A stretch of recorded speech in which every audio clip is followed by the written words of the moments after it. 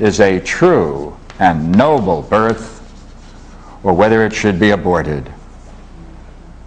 And he says, that's my art. That's the high point in my art. He said, so I go around talking to men, and I see that they're about ready to give birth. They don't know it. And he says, so I try to help them bring to birth the ideas that they have long been pregnant with.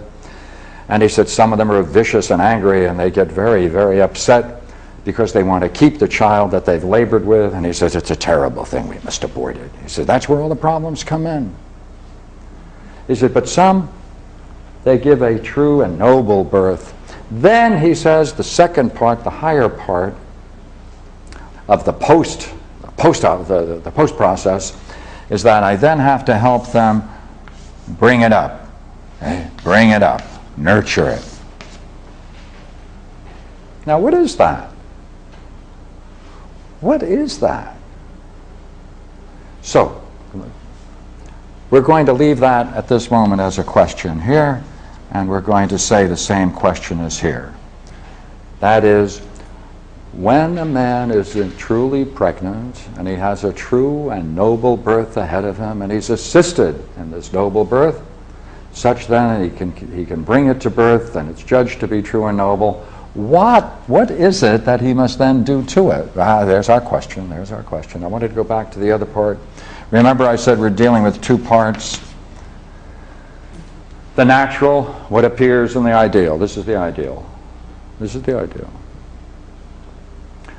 He said, some men, right, they think that their condition requires them to seek fame and fortune, and so they spend their lives' energy seeking fame and fortune because they think that's really what they've been pregnant with, and that's what they have to give birth, and so they spend their lives in such pursuits.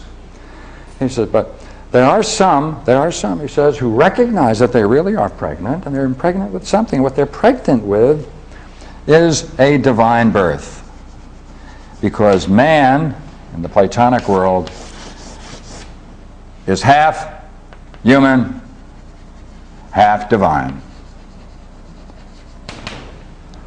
There's something about man that's divine. That's the soul.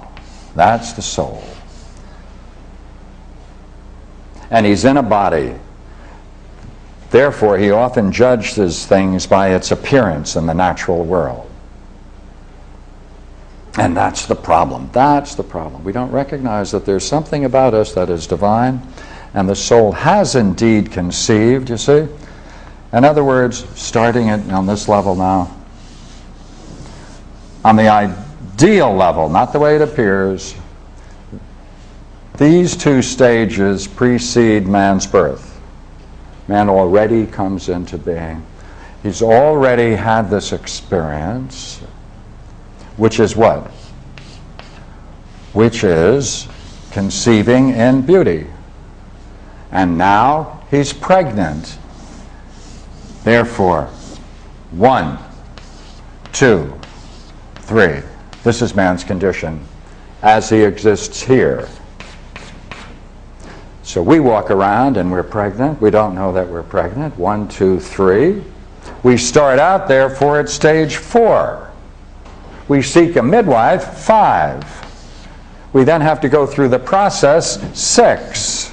Then we have to discover what is it we're giving birth to, for heaven's sakes, and what does this nurture and development mean? 7 stages, you see. Well, what he wants to make clear is what you have to do to go through this process. All right, here we are. 1, 2, 3. You're pregnant. We're all pregnant. We're all pregnant. 1, 2, 3. He wants to now make clear this process. Now, I'm only going to talk about the process, not the result. So therefore, I'm going to call this the process. This here is going to be the result. What I mean by right here, I mean the child that comes to birth through this process. Now, what is that process whereby a person is already pregnant and full and waiting to give birth? What is that process? What are the stages? What are the steps? And how do you do it? All right. Here we go.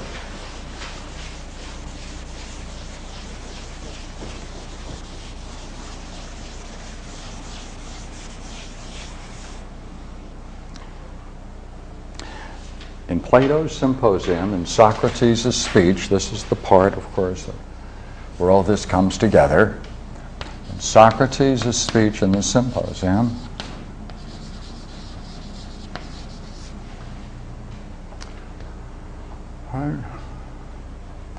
he explores everything we've said, he explores. And when he finishes it, what he has done is brought us to a level of understanding. We've reached this level of understanding. We know that we're pregnant. We know we need a midwife. We know we have to go through a process of birthing. And therefore, I'm now going to talk about the last I should talk about the last 4 paragraphs in Socrates' speech. There are 12 paragraphs in the whole thing. If you use the Rouse translation and the great dialogues of Plato. And there are 12. Each one has interrelation with the other parts, much like a very good tapestry. You know, all the threads of meaning go in and out and weave a fantastic thing. So what we're going to now take a look at is several of the figures. Now, let this represent the 4th paragraph, the 3rd, the 2nd.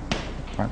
So therefore, in terms of the work itself, this would be the 12th, this would be the 11th, this would be the 10th, this would be the 9th paragraph. So we're going to take those 4. Now, what I'm going to do is skip the first, you see. I'm going to skip the first. So you're going to wonder why I'm skipping the first, and maybe that'll hang you there and hold your attention for a while, all right? All right? All right? Clever? Now, I'm not going to tell you because I'd be giving it away. There's another reason. He gives us the reason, he gives us that curious answer of what gives birth in 2 places, and it's most essential that you understand the significance of it, and you only get that in the 3rd, so that's why I'm doing it. All right, okay, quickly. So Diotima is Socrates' teacher. A woman. All right, Socrates' teacher was a woman, Diotima of Mantinea. And she initiates Socrates into this great game called philosophy. And she finally reaches the point where she says, now, dear Socrates, she says, I don't know whether you're going to be able to do it or not. She says, I don't know whether you're going to be capable of doing it, but I'll tell you what it's like. And they have this kind of fun through the whole dialogue of joking with one another. Oh, I don't know whether you'll be able to do it. Oh, yes, I will. Oh, I don't know, maybe you won't. Or, oh, cool, let me try. And so they play that way. So that's the way it starts here. She says, I don't know whether you'll be an adept at it or not, but I'll tell you what it is like to be initiated into the mysteries. So now we get this great thing. And everything I say, of course, is going to come right out of the speech, the language, and everything else. So she says, look here, you must start out young. He says, when you start out young, he said, if your instructor leads you aright, you must go out and seek out those beautiful bodies. And obviously my art is so superior. Right? As you can see, all my figures are both beautiful and nude. Did you notice that? All my figures are nude. Yeah. He says, if the instructor leads you right, he says, you have to make love to a beautiful body. You have to make love to one body. And then create, now this is going to go through several changes. Several changes, 4 as a matter of fact. So you must create beautiful speech.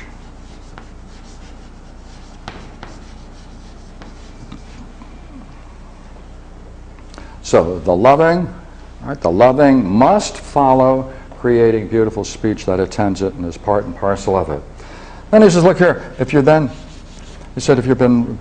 pursuing properly, so then you don't want to love just one, you must love them all. And in the old days, you know, they had these chariots that run through Athens, and they had bumper stickers on the chariots, love them all. And that's where the